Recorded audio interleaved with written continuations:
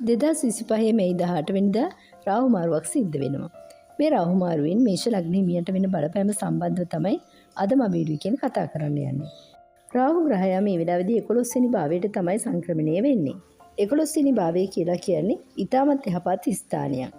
මේෂ ලග්න හිමියන්ගේ ජීවිතයේ සියලුම ප්‍රාර්ථනා බලාපොරොත්තු ඉටු වෙන්න ගන්නවා. එන මේ රාහු මාරුවත් එක්කම. තමුන්ගේ හදවතේ කාලයක් තිස්සේ යම්කිසි බලාපොරොත්තු වූ දේවල් තිබුණා නම් ඒ බලාපොරොත්තු සියල්ලම ඉටු වෙන කාලයක් කියලා හඳුන්වන්න පුළුවන්. මේ වසරේ කහමාර අමතක නොවන සිදුවීම් සිදු වෙන්න පුළුවන්. ඒ මොකද විශ්වාසයෙන් වලට හොඳ ආයෝජන වලට මුදල් යොදව ගන්න පුළුවන් කාලයක්. කෙනෙක්ගේ කේන්ද්‍ර සටහනේ ප්‍රබලත්වයේ මත රාහු ග්‍රහයා 11 වෙනි භාවයේ පිහිටලා ඉන්නවා නම් ඒ කෙනාට ලොතරැයි වාසනාව පවා උරුම වෙනවා. මේ හින්දා ඉතින් රාහු ග්‍රහයා 11 වෙනි භාවයට පිවිසියා කියලා කියන්නේ මේෂ ලග්න හිමියන්ට මේ වෙලාවේදී ලොතරැයි වාසනාව පවා උදා වෙන්න පුළුවන්. ඒ හින්දා ඔයාලා මේ වෙලාවෙ ඉඳලා ජීවිතේ ඉදිරි කාලය සුබවාදී විදිහට දකින්න ඕනේ. ධනාත්මක සිතුවිලි ඇතුව ඔයාලට ජීවිතේ අද ඉඳලා පටන් ගන්න පුළුවන්. රාහු මාරුවක් සිද්ධ වෙන්නේ අවුරුදු 18කට පස්සේ. ඒ හින්දා 11 වෙනි භාවයට පැමිණීම කියලා කියන්නේ ඊටමත් යහපත් කාලයක් තමයි මේෂ ලග්න හිමියන්ට උදා වෙලා තියෙන්නේ.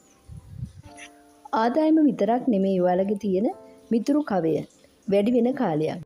අලුත් පුද්ගලයන් මුණ ගැහෙන්න වගේම එයාලත් එක්ක සතුටින් කාලය ගත කරන්නත් ඔයාලට අවස්ථාව සැලසෙනවා.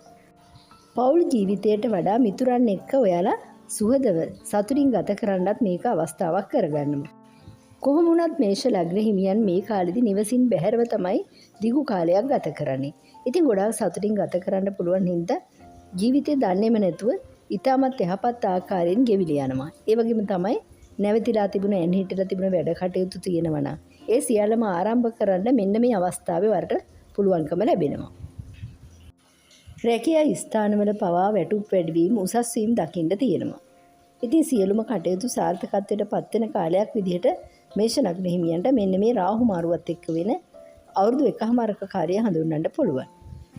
සමහර අය බයෙන් ඉන්නවා මේෂ ලග්න හිමියන්ට තියෙන සෙනසුරු ඒරාෂ්ටක තත්ත්වයේ හින්දා ජීවිතයේ අයහපතක් සිද්ධ වෙයිදෝ කියලා. මේ සඳහා ඔයාලට කරන්න තියෙන්නේ කේන්ද්‍ර සටහන පරීක්ෂා කිරීම තුළින් දුර්වල ග්‍රහයන් බලවත් කිරීම තුළින් ඔයාලගේ ජීවිතයේ සෞභාග්‍ය උදා කරගන්න.